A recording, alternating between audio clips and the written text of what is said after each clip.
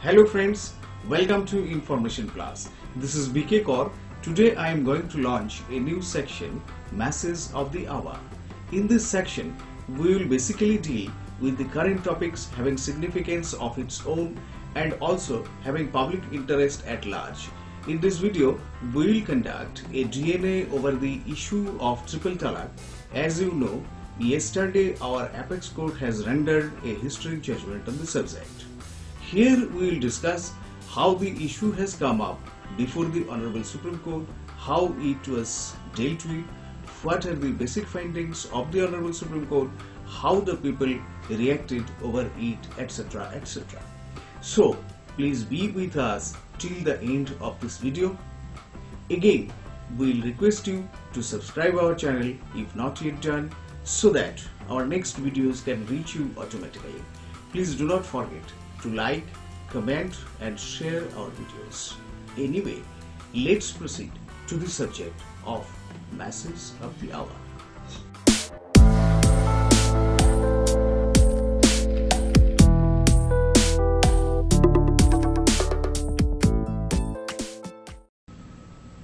Friends, at first let us know how the issue of triple talaq came up for consideration before the Honorable Apex Court.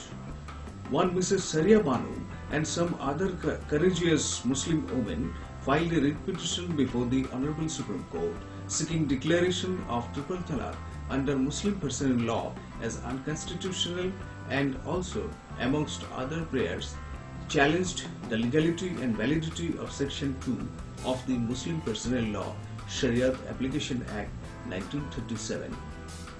Now let's see what is in Section 2 of the Muslim Personal Law Shariat Application Act 1937. Section 2 in Muslim Personal Law Shariat Application Act 1937 states that application of personal law to Muslims, notwithstanding any custom or uses to the contrary, in all questions, save questions relating to agricultural land, regarding intestate succession, special property of females, including personal property inherited or obtained under contract or gift or any other provisions of law, marriage, dissolution of marriage, including talaq, ila, zihar, lian, khula and mubarak, maintenance, dawar, guardianship, gifts, trust and properties and waqfs other than charities and charitable institutions and charitable and religious endowments. The rule of decision in cases where the parties are Muslims shall be the Muslim Personal Law Sharia. That is what is written in Section 2 of Muslim Personal Law Shariat Application Act 1937. In the petition of Mrs. Shaira Banu, I have found some important amendments which I want to share with you. In paragraph 9 of the petition, it is stated that, I must read it. According to many scholars, talaq-e-biddat is not a form of divorce, recognized in Holy Quran, as the Holy Book provides for reconsideration and reconciliation before recognizing divorce as irrevocable. Noted Islamic scholars like Asghar Ali Engineer have opined that talaq-e-ahsan, in which a married Muslim couple is given 3 months to separate if they wish, and also offers an opportunity to reconcile their differences, is the only acceptable and valid form of talaq. In any event, the social, economic, humanitarian and moral significance of making attempts over a period of time to reconcile marital disputes is widely prevalent and very well recognized. According to Professor Tahir Muhammad, former Dean of Faculty of Law at the University of Delhi, former Chairman of the National Commission for Minorities, author and editor of numerous commentaries on Muslim law, and an internationally recognized expert on Muslim law, talaq-e-biddat is not recognized by the Holy Quran, which, to the contrary, provides that a person cannot divorce his wife unless there is an arbitration or reconciliation process. He has also expressed the view that Maulavis have thwarted reforms in the Muslim community in India, and it is imperative for the judiciary to step in. I further proceed, friends, to paragraph 13 of the petition, where the question of polygamy was raised. Polygamy is another practice that has been recognized as an evil plague, similar to Sati, and has also been banned by law in India for all but Muslim citizens.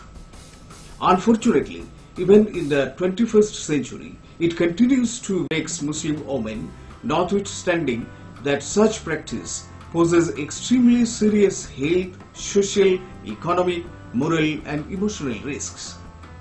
It is submitted that religious officers and priests like imams, maulavis, etc., who propagate, support and authorize practices like talaq-e-biddat, nikah halala and polygamy are grossly misusing their position, influence and power to subject Muslim women to such gross practices which treats them as chattel, thereby violating their fundamental rights enshrined in Article 14, 15, 21 and 25 of the Constitution of India.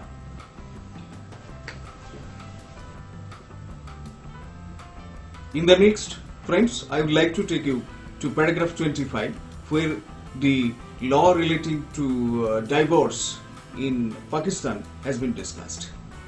In paragraph 25, it is noted that in Islamic Republic of Pakistan, in terms of Section 7 of Muslim Family Laws Ordinance 1961, various safeguards have been introduced to protect the dignity of women, including the requirement that notice of talaq must be in writing, prescribing punishment for convention of such requirement of notice, prescribing a mandatory period of separation and reconciliation for divorce to be effective, prohibiting divorce during pregnancy of wife, introducing an arbitration council for facilitating reconciliation process between husband and wife who seeks to divorce, and empowering women to remarry their husband after divorce without the need for an intervening marriage with a third person.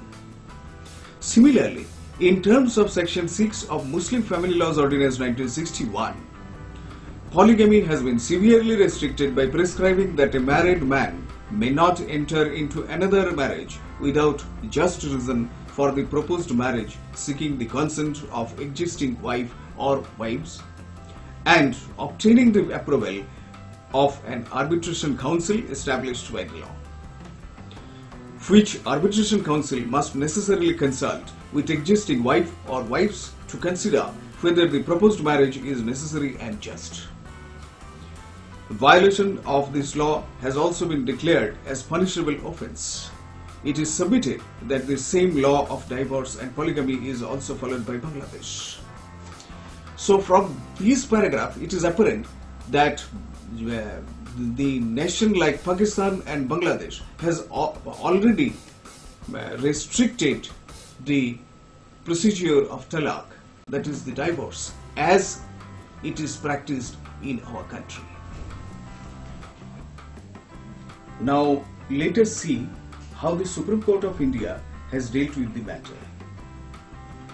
The bench, comprising of 5 judges, namely Justice Kheher, the Honorable Chief Justice of India, Justice Korean Joseph, Justice U.U. Lalit, Justice R.F. Nariman and Justice Abul Nazir was the comprising bench of the Honorable Supreme Court who decided the matter.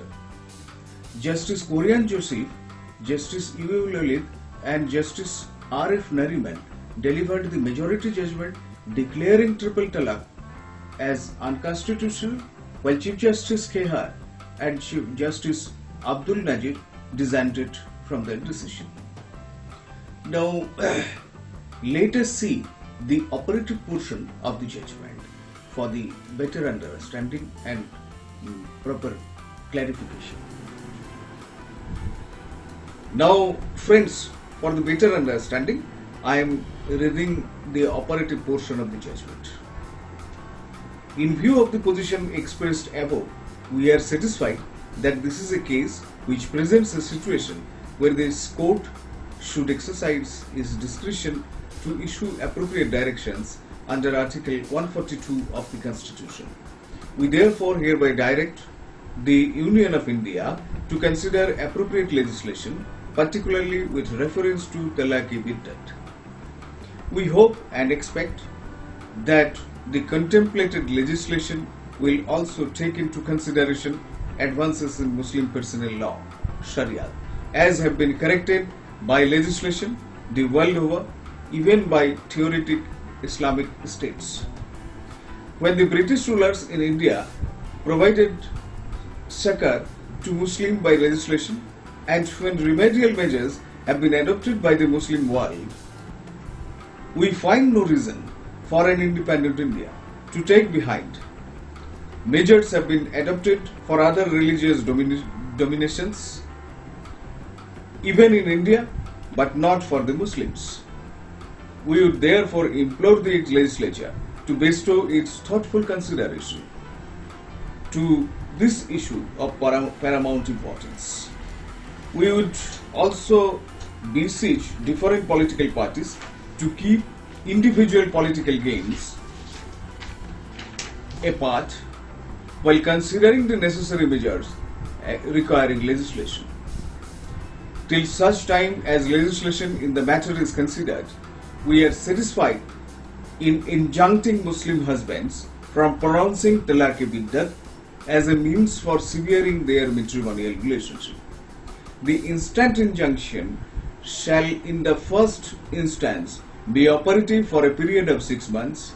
If the legislative process commences before the expiry of period of 6 months and a positive decision emerges towards redefining Talaq-e-Biddat, three pronouncement of Talaq at one and the same time as one, or alternatively, if it is decided that the practice of Talaq-e-Biddat be done away with altogether, the injunction would continue till legislation is finally enacted, failing which the injunction shall cease to operate. This is the ultimate finding of the Honorable Supreme Court. From the gist of the judgment of the Honorable Apex Court, it is found that the practice of triple talaq is totally unjust, unfair and unreasonable and against the fundamental rights of the Constitution of India. Friends, at last I cannot resist my temptation to say that almost similar view was taken by the Honorable Guwahati High Court in the year 1978, which is still regarded as a landmark judgment of the decades. Anyway, we hope that through such kind of progressive interference of our judiciary, the nation will be able to get an uniform civil code, abolishing the system of personal law based on religion.